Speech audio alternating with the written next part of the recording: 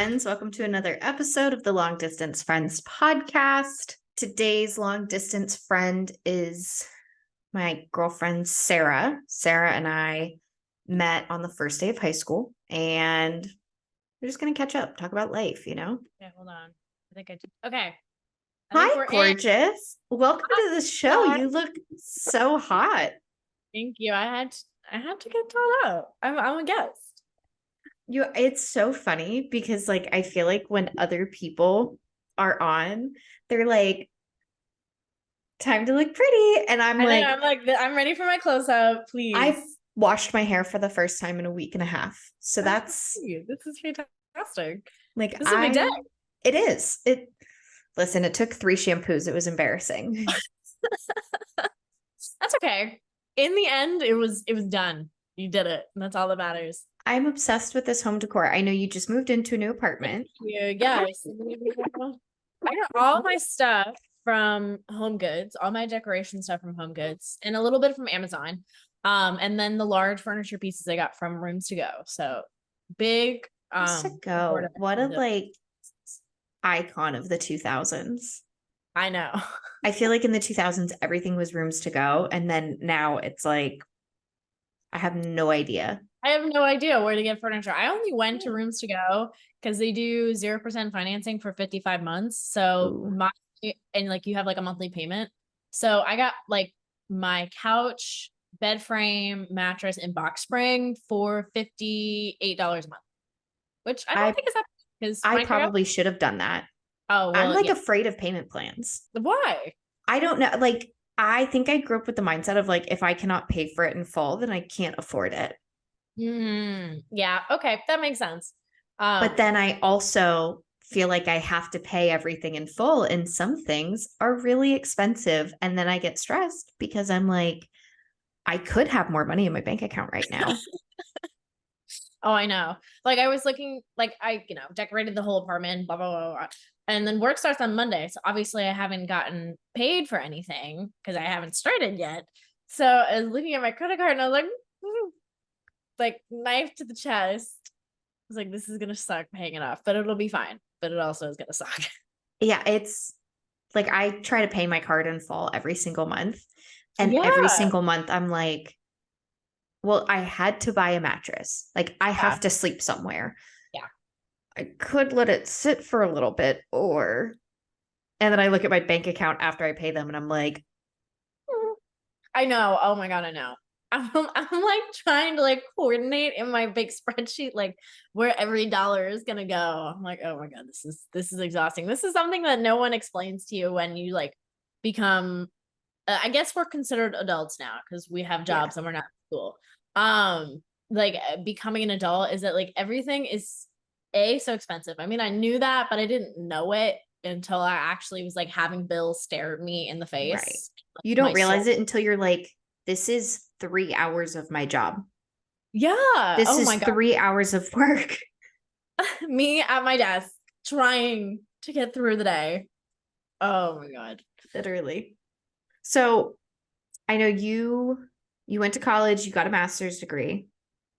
So tell me what your 20s have been like thus far. The 20s, I would say, have been good. I think they've been on a progressive upward trajectory. Amazing. So, which I agree. I think it's great. My 4 years, I did all 5 years at Florida State. So my first 4 years at Florida State were good. I mean, I was in a relationship during that, and it was fine. It was fine. The episode that's going to come out before this, Jess and I recorded on Monday, and I told her that we were going to be recording, and she was like, "Is she still with that guy?" And I literally had to cut out part of my rant about him. I was like, "He's nasty. He's a horrible boy. He's a bad boy. He's a nasty man." I think he meant well. I don't think that he had the emotional capacity to be in a relationship. And I think it took me too long to pick up on that, but we kicked him to the curb and now we're doing great. So undergrad was good, but I was in, that whole thing. And then my year for my master's was honestly my best year of college ever. Yeah. I met like all my girlfriends who like I know that I'm gonna be best friends with for the rest of my life, you know, like those like core group of college girlies. Yeah. I mean the master's was great. The FSU MBA program was fantastic. And I gained a lot of skills. I met a lot of fantastic people. I made my resume look great, you know, all those good things. Hmm. Oh, Penny's yelling at me. Love it. So I think the 20s have been good. I think a lot of it has consisted of understanding what makes me happy and what I want. And I understand that, like, yeah, I'm only 3 years into the 20s, so I don't even fully understand. Like, my brain's not even fully developed. So I Right. get and I get You're still that. You know, I cooking. have 2 more years until my brain is done cooking. And I get that. But I think that's also like honestly like kind of fun because like I'm growing still, even though like not Hmm. physically, like emotionally and mentally, I still am, and I'm excited to continue that journey into like this new stage of post grad life. Yeah. And I know you experienced something that I didn't realize was as common as it is, but like you had a job offer before you graduated Mm-hmm. and it Yeah. fell through. Yeah. Yeah, it did. So I was gonna work at a pretty like relatively known retail company in New York City, and I was gonna work in fashion, you know, the whole deal. And I interviewed for this job like school started, my master's started in August. I probably interviewed for it in like September, and then I Yeah. heard back like a week after Thanksgiving. And like Hmm. out of like my friend group at that time, I was the first to secure a job. You know, had this fantastic like life that I projected in my head. Right. Um, like I was gonna go to New York City, I was gonna be a little city girl, and I was gonna do all this stuff. And then a month before graduation, which was in this past August. So just think about that timeline. I was a week after Thanksgiving, November 2022 Hmm. to like a couple weeks before August 2023. I was planning to go to New York City. I was, I had my like roommates locked down, and I was, planning on going on a trip with them to New York to find an apartment and, Hmm. get settled. And then I was sitting in a firehouse sub waiting for my sub, and I got a phone call from this random number. And for some reason, I don't answer random numbers. I'm like, if they want to chat, they'll leave a voicemail. But for some reason, I was like, I gotta answer it because I think it was like a New England area code, and I was like, Hmm. what are the odds? What are the odds they're coming, calling to say hi? So I answer, and it was the primary recruiter that I was dealing with, and she's like, look, like I just gotta let you know, we're pushing your start date out from I was supposed to start when was I supposed to, October. I was supposed to start in October. They were pushing me out into like February, March range. And I was like, okay, well, why? And she gave me like, the quintessential HR answer. It was like, this is, has nothing to do Business with need. you. It's yeah. Yeah. And then I just don't think that they had, the resources to maintain the amount of people that were coming in. And Hmm. like, that's fine, I get it, So I was like, I don't think that I should just wait around until February or March to see if I could figure this out. So I, was starting at square one, which in my head was so stressful. I was like so up in arms about not having something set because I mean, you know me, I Yeah. like to have things figured out years in advance. I am a planner. Yes. And I So think that's why you were able to have the year that you had while you were getting your master's, because you were like, everybody else is like, oh, I'm like gonna have fun, but also I'm terrified because I don't have a job yet. And you were like, I don't have to worry. Like I don't have to, everything's yeah, that was taken my care of. mentality for a long time. I was like, Yeah. good luck, girl. That's not my problem. I got a job. I got a job. I'm good. And not, a show off way, but in a I don't like a have to worry about it way. emotional security way. Like I Right. didn't have to think about it. Like I can study for this exam and not worry about sending out my resumes or dealing with interviews. Hmm. Whereas like a lot of my friends and a lot of my people in my cohort were, were in that situation for a long time. So I had to like start again from square one, which was just driving me nuts. And I was sending out an obscene amount of resumes every day, just trying to get someone to email me back. But eventually I did. My friend got a job offer with the company that we both work for now, and she and I were out, and she was on the phone with the recruiter, like accepting her position. And the recruiter was like, "Oh, is there anything else that I could do for you?" And my friend was like, "You know what? Now that you mention it, my friend Sarah has applied for the analyst job in Jacksonville. Can you take a look at her resume?" That is so insane to me. Like, genuinely, I think if I were that recruiter, I'd be like, but like it's so bold like, that sure. like you have to look at it. Like, usually the way these things go is you're like, any questions for me? And it's like, yeah, like, what's your company culture like? I know. And I was so you like it? My friend turned to me and she's like, "I got this." You know what? I love women. I love women. I love like, my girlfriends. I only have this job because of her. And I'm sure I would have eventually gotten an email or interview back from them, but it would have been like the next day, like it was. Right.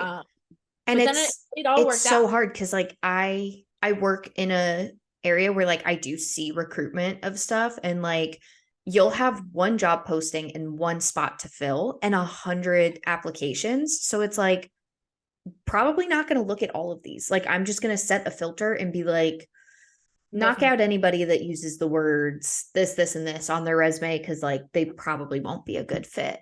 Yeah. Oh yeah. So, but then to have someone that's like, because like, again, I've had people's employer reach out to me to be like, "Hi, can you look at them? Because they really want this job." And I've been like, "Hold on, let me go look for their info." That's crazy. That's bold. Yeah. So like literally just having someone speak up for you does insane things. Oh, I know. Well, because my friend said that to the recruiter, and the recruiter was like, "Okay, like I'm pushing it for you right now." And I was like, "Okay." So I had an interview like that Thursday, and then I had my next interview Friday, and I got the job that Friday.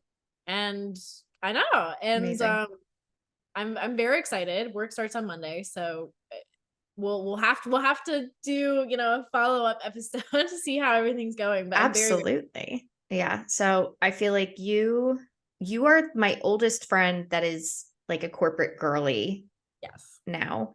And I feel like I was a psychopath and pushed myself into the corporate world faster than all of my friends, which was beneficial because then it was like, well, now you have a fantastic position. Yes. Like, and I joke that like I've had friends that are like, "Hey, can I use you as a reference? Because like on paper, you look like a really good reference." And I'm like, all right, like, sure.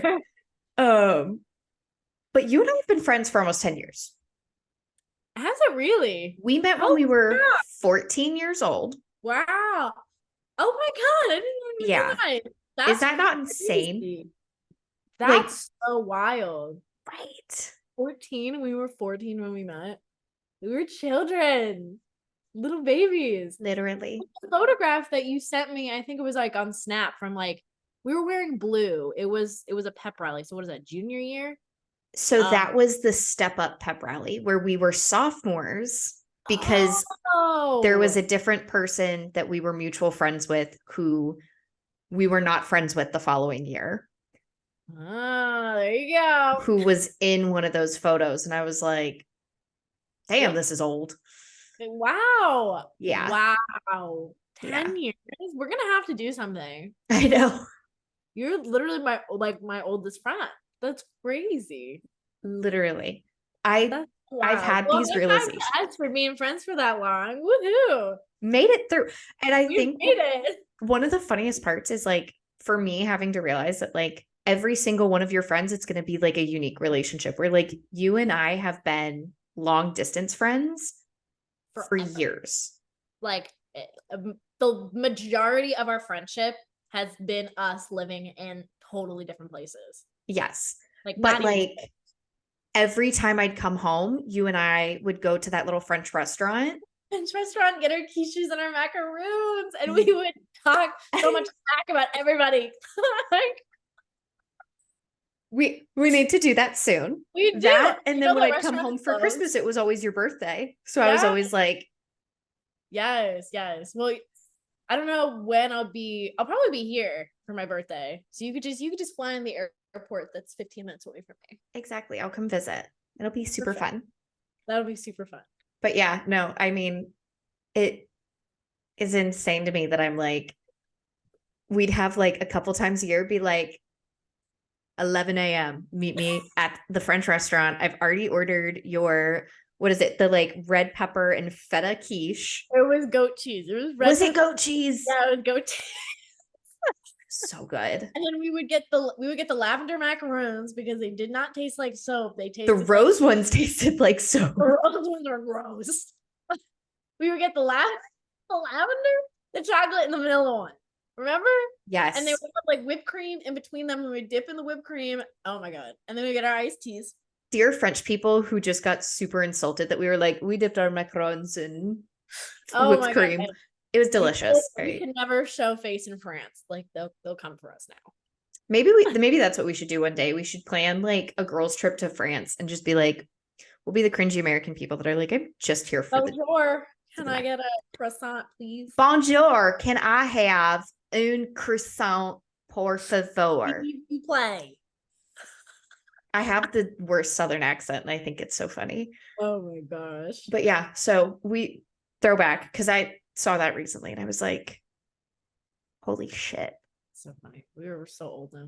That, and then it was like when we became like over the past like year or two, once a week we'd get like a vlog update of cooking a HelloFresh box. Yes. And like I love a HelloFresh. Here's what's going on. I just remember I remember seeing you like your name on like my Snapchat, and I was like, I haven't talked to her in a while. And then you were like, you should like download Marco Polo. And then I mean, it was just the rest was history from there. Cause like our schedules are so vastly different. And like our lives like so like 180 of each other. So I just think like it's the best way to communicate. Cause like when you go to work, you usually typically work really late, and I'm like in bed by 9. Yep. So it works out perfect. Yeah. And I always joke too. I'm like, I no longer am on medication for ADHD. And so I'm like, it works for me because I get really insecure about interrupting people. But it's like, as soon as I have a thought, I'm like, oh my gosh, connection. Like, yeah, me too. Or like, I'm adding to it. See, we're connecting. And usually people are like, you're interrupting. And I'm like, I'm so sorry. But Marco Polo, I'm like, I made a list of everything that you just talked about. Here was my thought for this and this and this and this. I know, like in all my Marco Polos, I'm like, okay, what was like the 5th thing you mentioned? Like, and I love that it saves them too. It's Snapchat for adults. Oh my God, I always love going back. Like I'll just like scroll back and like click on like a random one and be like, oh, that's what we were doing that day. That's funny. You know, when I like to check in on people. Yes. It is phenomenal. I feel like I have a handful of people that are on it, and I'm like, having like when you get out of college, it really sinks in that like, okay, I just spent a couple of years in an environment where like I had friends around me all the time. And now I'm in like the real world. And how do I stay connected? How do I keep having that like, you know, like the hierarchy of needs of like how are my social needs being met with the people that I have the bonds with? Because like they don't just disappear. Yeah. I definitely agree with you. I mean, I'm more in that space now because I just like got out of school. But it's definitely weird because like you said, I like in Tallahassee, I lived 2 minutes away from all my closest girlfriends. And then all I would have to do, or all somebody else would have to do, is like put in the group chat, oh, let's go to Township. And then, you know, 20 minutes later, we would all be sitting at the same table. Like, that's not the case. Like, I have girlfriends who are in different cities and in different states. Like, I think now the focus is shifting into like these more like adult relationships, and maintaining these adult female friendships is like active communication, and like making sure that, you know, you are still nurturing these friendships even though you are, you know, hundreds or thousands of miles away. Yeah. And like realizing that it takes way more effort than it did when it was like, oh, we live next door. And Yeah. like, I don't feel the need to reach out to you all the time because next week we'll go grab a drink and catch up and whatever. And then being like, hey, so like, if I want to go grab a drink with you, I'm going to have to buy a plane ticket. Yes. So You have to drive a bajillion hours. I joke that like once a year I do a tour de Florida. You do. So I have a new stop on my tour de Florida. Yes, you do have another stop on the tour to Florida. That's so funny. Yeah, I think it's going to be interesting now because like all myself and all my girlfriends were transitioning into, you know, in our jobs and in our lives, and a lot of them, like I have one friend who's already engaged and another one who is like probably going to be engaged before the end of the year. Yeah. So and then they start having kids. yeah. So it's interesting to see how it's all gonna, I know it's gonna be fine, but it's gonna be interesting to see how it progresses, and, you know, just making conscious efforts. So speaking of relationships getting to the point of marriage and engagement, you did have a very serious relationship that was a couple years long. I think you guys lived together for a bit there. We did. We lived together for a whole year. We were together for 4.5 years. Did And we you lived guys break up while you were living together? Oh yeah. Like, oops. Yeah, we did. Oopsie daisy. Whoopsie doodles. But thankfully we lived in a 2-bedroom. So I was like, you're gonna move your stuff in the guest bedroom. There you Peace. go. Yeah. So you're back out there. Wait, I'm sorry, what'd you say? So you're back out there. This past year, I feel like you were like, all right, I'm going to start dipping my toes in it. And like, you are an icon to me. You are my queen. Like, I lived for my Marco Polo updates where you'd be like, I have a guy driving down from Alabama, like 3 hours to come visit me. Yeah. And that guy literally, I remember it so vividly, picked you up, took you to get a drink for like a 2-hour date, dropped you off, like was a gentleman, and then drove 2.5 hours home. Didn't try to sleep with you, didn't try to make. I mean, it like nothing like happened with him because like he traveled a lot, but like that isolated first date was great. Okay. And I feel like it set your standard where you were like, oh, that's right. Oh my God, it was great. He called me and he's like, okay, we're gonna go out tonight. And I was like, you live in a different state. How are you gonna do that? And he's like, I'm on my way. I'm in the car. I'll see you in 2 hours. I was like, okay. Nothing is sexier than a man who makes a fully detailed plan, acts on it, and keeps you posted of like, hey, by the way, I'm already on my way. You need to wear maybe like jeans and a cute top. We'll have 2 drinks. And then we got dinner, we got drinks at like 2 different bars. He dropped me off. We kissed, dropped me off, and then drove home, and it was 2 a.m. He drove 2 hours home at 2 a.m. I was like, are you sure you just don't want to like sleep on my couch? Like, really, truly, it's so late. And he's like, no, we set that boundary. I'm going home. I was like, a king. Genuinely a king. An American hero. So what is the best first date that you have been on in the past like year and a half? Oh geez. It was probably honestly that one. Yeah. I mean, it does set a really high bar. He set quite a high bar. I'm trying to think. Because you know, there's some real winners and then there are some real losers. So different question. What's the worst first date? Oh man, okay. That you're like, I gotta block your info while I'm sitting here. Well, everybody had a code name. Like I didn't refer to them by their real names. Of course. It's ridiculous. So I think bad day. I think maybe a fine gentleman named Sweaty Lightweight. Yes.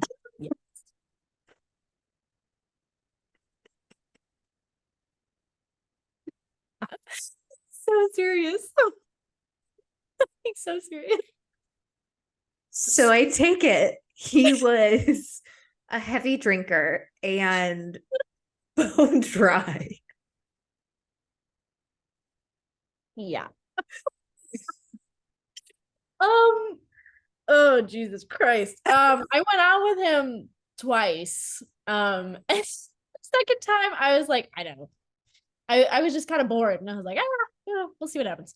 And the second time I didn't tell him that I wasn't going to New York anymore. So he was asking me questions about moving to New York City. So I pulled up my phone, I went beep bop boop, and I pulled up a random New York City apartment. And I was like, this is where I'm living. I love lying to men from dating apps. Like, genuinely, I just got back on Hinge. I know you are now on Hinge. Yeah. Mm-hmm. And I am unhinged on the Hinge. The screenshots you send me of the stuff that you say to people, I'm like, I mean, you don't say anything bad. You're just like, you are just so to the point. Well, and I'm I like, had the one guy that was like, so are you going to give me anything more than a one-word answer? Like, I'm looking for deep connection and conversation. he said, and I was like, okay. Yeah. He said that to me. Oh, okay. Sassy. Yeah. And I was like, oh, sorry. I'm trying to manipulate you into thinking that I'm a quiet, cool girl so I can, like spring my I never shut up personality later. And it was like, also, if you want me to answer with more than a one-word answer, ask me a better fucking question. Sometimes these men are so dry and boring. And like that is like the quickest way for me to be like, meh, like yeah. I'm just like, you have to have at least like there's two avenues that you could go, right? You could have a thought-provoking conversation and then ask me out on a date, or just come out of the gate swinging and ask me out. Right. Those are your two very distinct paths. I have someone right now that's pussyfooting around asking me out and has like kind of like dipped his toe in the water of like, do you like margaritas? Do you like this? And I'm like, and then he did the whole like, oh, I guess we'll have to like travel more together one day. And I was like, hey, that's a red flag. This whole like future planning when we haven't even met is a red flag and it's weird. So either ask me out, or I'm gonna stop responding because like you seem kind of cute. But if you have a squeaky voice or like are weird in person, it's not gonna work. It ain't gonna work then. Yeah. I mean, I'm all about, saying, oh, let's do this, let's do that. But you have to like make them tangible and you have to make them actionable. Like you can't hit me with we should go travel to the Maldives. I'd be like, we're not gonna do that. I don't know you. I don't know you. Like, come on. You're a stranger I met on the internet. Be for real. So like if you tell me, let's go to blah blah blah game, or let's go to blah blah blah event, or we should do this, or we should do that. I'm like, okay, like that's actionable. That's reasonable. We should go get a margarita and watch a minor league baseball game. Cool. What day? That sounds like a fantastic day. That's an easy way to test the waters and make a plan. Like my prompt for the best way to ask me out is by asking me to a planned meal or drinks at least 2 days in advance, confirming the morning of, and showing up on time. That is my prompt. That is like, that's beautiful. That's beautiful. Nobody's fucking done it. Nobody. And that's okay, because somebody will. You just gotta find them. I don't know. Well, I mean, yes. But I've shared with you, like, I'm just really enjoying some of these conversations because I send them to you. Like we had the guy that wanted me to get deeper. I answered one of his deep questions. And it's turned into full therapy where he was like, he needs help. I lost my virginity recently and I was coping with the wrong mechanisms. I tried an edible for the first time. And I was like, in retrospect, the minute he said, I'm coming out of a season of hardship, I should have known. He sent you like this big fat thing, and like in the middle it says season of hardship, and you're like, tell me about it. And then he just went right in. They will tell you anything. Like, they'll say anything. some of that I probably wouldn't tell a stranger on the internet. No. Oh my God. No. I did tell one of them that I have a podcast, and he was like, "What do you talk about?" And I was like, "My interactions on here and like life." Uh-huh. And I definitely not directly talked about him, but like, I don't trust blonde men. Like, if you're 28 with naturally blonde hair, Adult men are not blonde. I'm sorry. correct. And if you are like blonde, boyhood blonde is what I call it. Yeah. I'm like, oh, you be like, you can't be bleach blonde. If you're blonde, okay. But like bleach blonde, like a dirty blonde. That's fine. Got it. That's fine. But like super blonde, that is for the girls. It's just odd. And the babies. And the babies. It's just odd. I'm not not a fan. Not a fan. So what is your favorite prompt of yours? Oh, let's see. I'm gonna pull it up. I have the one that you have where it's like the best way to ask me out. And my answer is just like naming a time and place. That one doesn't get a lot of traction. I have green flags that I look for, and then my answer is when you walk on the part of the sidewalk that's closest to the road, because I just think that's so nice. Even though that's basic. It's the bare minimum. Bare minimum. I love when guys are like, I'm the kind of man that holds the door open. And I went, that bar is on the floor. Yeah. Can you raise it? Yeah. And then my most irrational fear is a down escalator. That one's funny. I feel like that one must get a lot of responses. That one gets a lot of traction because they're like, well, what about the up escalators? And I'm like, I didn't include that. So I have no issue with those. Right. And then like, well, and then I had some guy ask me, what about like the people movers that are like at the airport? And I'm like, that's fine. It's vertical. Escalator. It's not like if it stops, I'm gonna slingshot down. No. I mean, I fell down a down escalator. Yeah, in high school. You remember this? You remember this? Yeah, you do. Yeah, you do. You remember when it. So that's why. And that is stuck with me, Olivia. Oh my God, it is stuck with me. Like, I cannot shake it. Like, whenever I encounter a down escalator, I'm like, everybody's got to go first of all. Like, you got to be able to catch me. Yeah, everybody's got to go first. And then I'm like standing at like the top where like, like the grates are where the stairs come out. Yeah. And I'm sitting there like hyping myself up at 23, almost 24 years old, like trying to get down the escalator. It's not great. But that's my most irrational fear. Okay. See, my two other ones get more traction. Mm-hmm. I have let's debate this topic, sweet to savory breakfast ratio. That's a good one. If a man is like 100% sweet all the way, I'm like, okay, so you're a child. Absolutely not.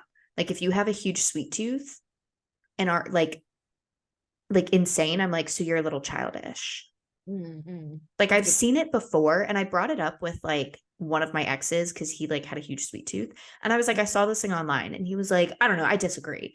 And I was like, I don't know, like your idea of a fun night is like, let's go play mini golf and go karting, and like that's super fun, but I also want to like look nice and have a steak with a glass of wine.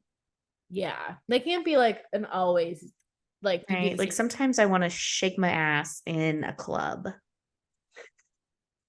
But my other one is I'm weirdly attracted to someone with a job.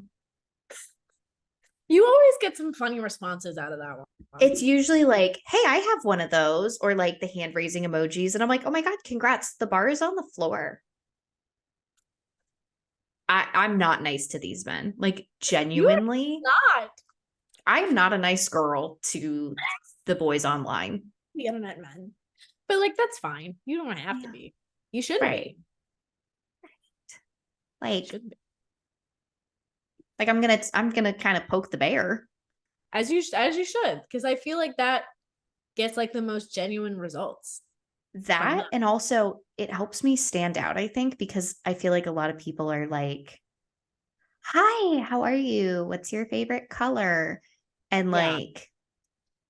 like, Very like kind and like right. Because this is a stranger that I don't know. And I look at it and I'm like, you're a stranger that I don't know. And so I'm just going to be kind of unhinged. And if you can create a good banter, I'll consider letting you buy me a drink.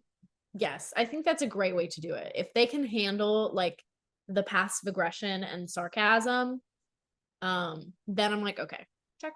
Like, great. We got. And if you can't, then you're probably really boring. And you're probably really boring. And life is a little too short to be bored.